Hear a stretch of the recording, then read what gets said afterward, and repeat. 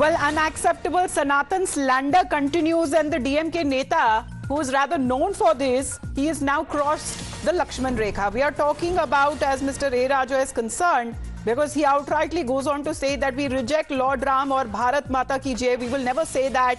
As far as now India bloc is concerned, is this the Mohabbat ki dukaan that they seems to be propagating? Let's first listen into what the DMK Neta has to say.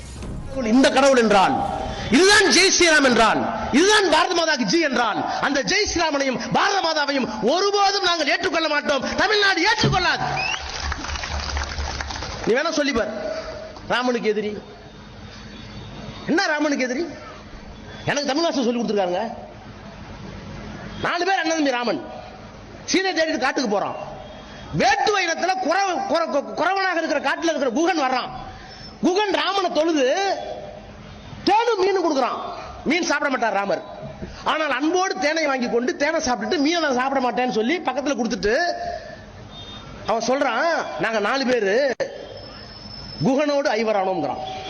நீ வந்துட்டப்பா, நான் தம்பி நீ குறவன், நீ வேட்டுவேன், ஆனால் இவ்வளவு அன்போடு கானகத்தில் என்னை பார்த்து கொண்டாயே, நீ எனக்கு இனிமேல் 5வது சகோதரன். அப்புறம் போறான், சுக்ரீவன் வர்றான், போருக்கு துணை நிற்கிறான்.